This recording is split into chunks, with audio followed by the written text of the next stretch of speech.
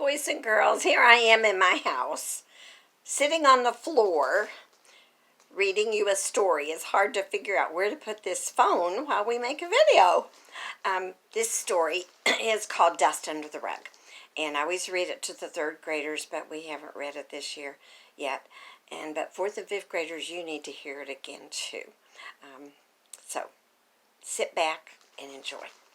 There was once a mother who had two little daughters, and as her husband was dead, she was very poor. She worked diligently all the time that they might be well fed and clothed. She was a skilled worker and found work to do away from home.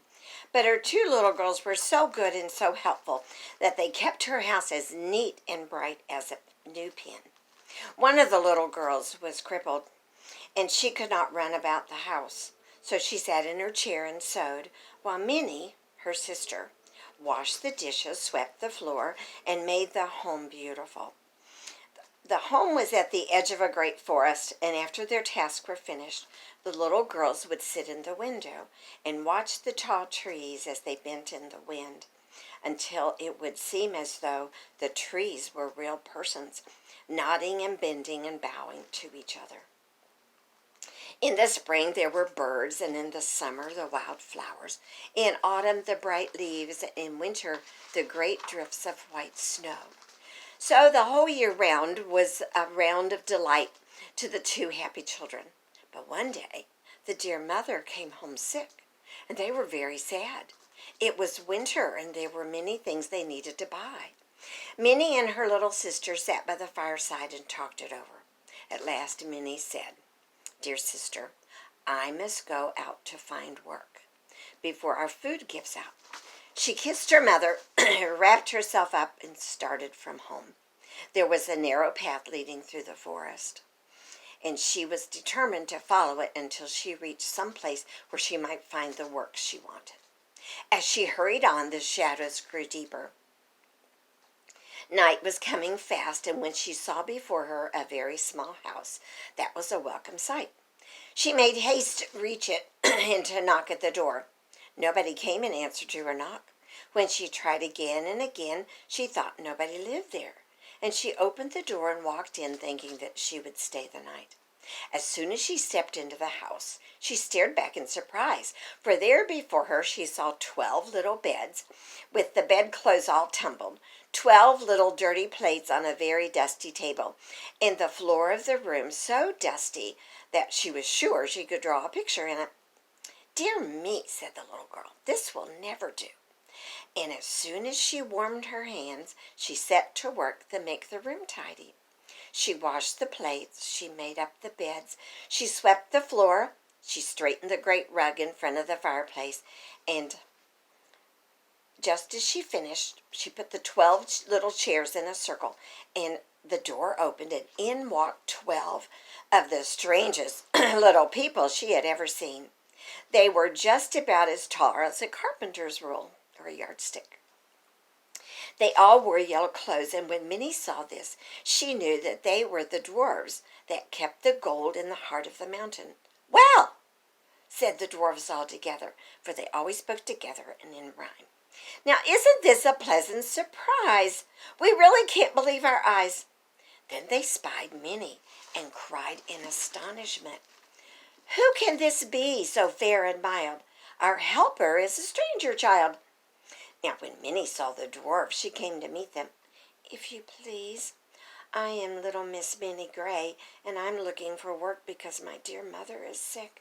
I came here when night drew near, and—" Here the dwarfs laughed, and all called out merrily, "You found our room a sorry sight, but you have made it clean and bright."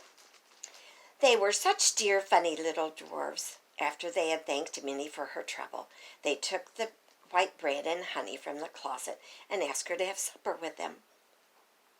While they sat at supper, they told her that their fairy housekeeper had taken a holiday, and their house was not well kept because she was away. They sighed when they said this, and after supper, when Minnie washed the dishes and put them away, they looked at her and talked among themselves.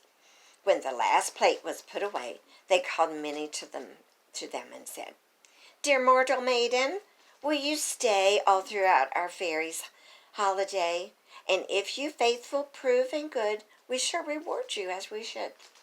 Now Minnie was very pleased with this, for she liked the kind little dwarfs, and she wanted to help them. And so she thanked them and went to bed to dream happy dreams. The next morning she was awake with the chickens and cooked a nice breakfast. And after the dwarfs left, she cleaned the rooms, she mended the clothes. In the evening, when the dwarfs came home, they found a bright fire and a warm supper waiting for them. Every day, Minnie worked faithfully until the last day of the Fairy Keeper's holiday. That morning, Minnie looked out the window to watch the dwarfs go to work. She saw on one of the window panes the most beautiful picture she had ever seen. A picture of fairy palaces with towers of silver and frosted pinnacles, so wonderful and so bright that she forgot there was work to be done. Until the cuckoo clock on the mantel struck 12. Then she ran in haste to make up the beds and wash the dishes. But because she was in such a hurry, she couldn't work quickly. And when she took the broom to sweep the floor, it was almost time for the dwarfs to come home. I believe I will not sweep under the rug today. After all, there is nothing for there to be dust under the rug where it can't be seen. Before long, the dwarfs came home. As the room looked just as usual, nothing was said. Minnie thought no more of the dust till she went to bed. The stars peeped in through her window. Then she thought about the dust, for it seemed to her she could hear the stars talking. They were saying, "There is a little girl who is so faithful and good." Minnie turned her face to the wall, for a little voice in her own little heart said, "Dust under the rug, dust under the rug." "There's a little girl," cried the stars, "who keeps home as bright as starshine." "Dust under the rug, dust under the rug," said the little voice in Minnie's heart. "We see her, we see her," called all the stars joyfully. "Dust under the rug, dust under the rug," said the little voice in Minnie's heart. And she could bear it no longer. She sprang out of bed and took the broom in her hand and swept the dust away. And lo, under the rug lay 12 shining gold pieces, as round and as bright as the moon. "Oh, oh!" cried Minnie in great surprise, and all the little dwarfs came running to see what was the matter.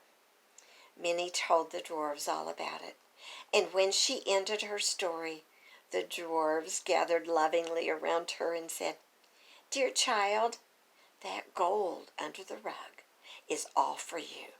Faithful you have proved and true. But had you left the rug unturned, a groat is all you would have earned." A groat is about 4 pennies. Our love goes with the gold we give you, and oh, forget not while you live that in the smallest duty done lies wealth of joy for everyone. Minnie thanked the dwarfs for their kindness to her, and early the next morning she hasted home with her golden treasure, which bought many things for her dear mother and little sister. She never saw the dwarfs again, but she never forgot their lesson to do her work faithfully, and she always swept under the rug. I hope that while you're home, you're helping Mom around the house and Dad with whatever Dad needs done. Yesterday, I cleaned the garage, swept, and then I helped my husband work in the yard. We raked and swept and tried to, he put down some new grass seed, but it's important for us to work, and there's always work to be done. But we want to do our work faithfully, not leave dust under the rug, not be playing when we should be working. I love you, and I hope you have a good day of work. It's really good to accomplish something and makes you feel like you've done something worthwhile. Bye.